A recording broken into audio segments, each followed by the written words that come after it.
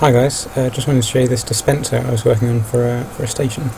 So I was trying to make a station with rails only, so no bug boosters, and keeping the minecarts on the rails the whole time as well, so no pest dispensers either. So I was using this design. I couldn't tell you who came up with this format originally, but the version I'm familiar with certainly is Tesseract 91's. Of having this zigzag pattern, but I made a small addition which changes the behaviour quite significantly.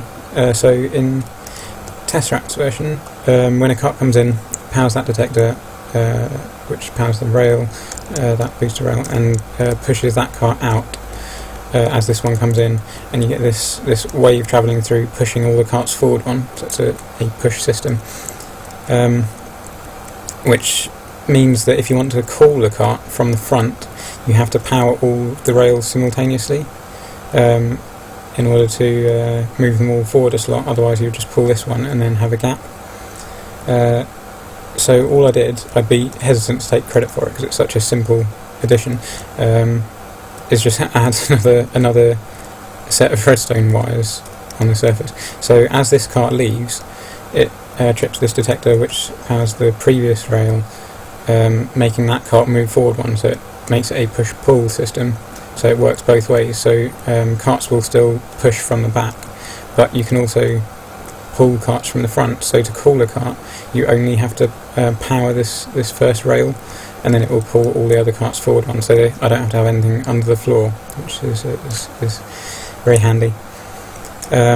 You may notice the shape is a bit odd. I had to make them a bit larger because I had a problem with because of that change.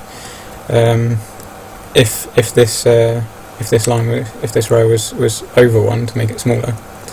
So let's say that cart moves forwards, pushes that one, and then it pushes the next one. By the time this third cart reaches this detector, this cart would already have got onto this powered rail. So when that one moves forward, it would then chuck that one out of here, and it would just turn into some perpetual motion where they all just carry on cycling around forever, none of them ever stopping. So I had to just increase this rail size a little bit to sort out the timing, but that's the only reason for that. It's night time, is it? Yeah.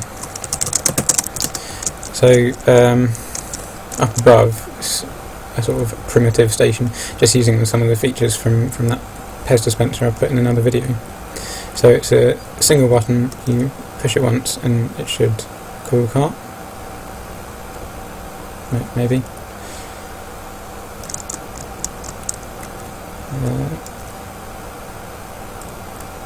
I think I need to reset my system. Take that away. That's one thing actually. One problem with this, note that I stopped that cart. It has no way of dealing with overflow, so if a cart comes in here now, it will spit the front one out, and yeah, generally is quite bad for that. So it needs some overflow detection really. Is that going to work now? Possibly.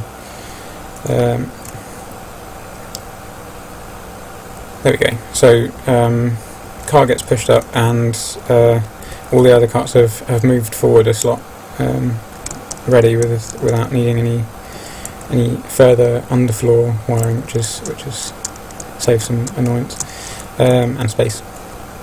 So now this button is linked to this AND gate. So there's a detector rail before and after the platform, whatever you want to call it, where the cart stops. There's one there as well. So they're linked to an RS NOR latch here. So now that there's a cart there, that rail tripped the latch. So if I press the button now, it won't call another cart. So you don't keep calling them. If I send this cart away now by pressing the button again, it gets shunted round, and then has this little system here which is just for runaway detection. So this is TaviRider's idea, I believe. So carts with without a person in them, unoccupied carts will have less momentum coming around here, and will not make it over this hill and roll back along here and get pushed down back into the system. Whereas occupied carts will make it over the crest easily. I also put in a little loop here just for safety, because if a cart rolled back down, if you accidentally, say, got out of the cart here and nudged it back down the hill, it gains a lot of speed going down the hill because the boosters are on all the time, and slams into this one and kind of cacks everything up. So yeah, just putting that loop there, so that so if any come down the entrance, they get carried around to the back as well. I think that's about it, really. Yeah. As I said, the main problem with this at the moment is that it has no overflow, so that's in my next station over there, which I'll do another video on. But apart from that, it's a pretty clean system. Personally, I'm loving the boosters and detectors. Oh dear, that's typical, isn't it? I'm liking the boosters and detectors because, for example, this system having the cart come up here, then stop, and then dispatch again. I think, not sure if I'm being an amateur at this, but with bug boosters probably need 4 supplementary carts to do so. Whereas here I can just have well, none, which is nice. So I think it saves a lot of space, and it's just generally quite nice. Yeah, thanks for watching.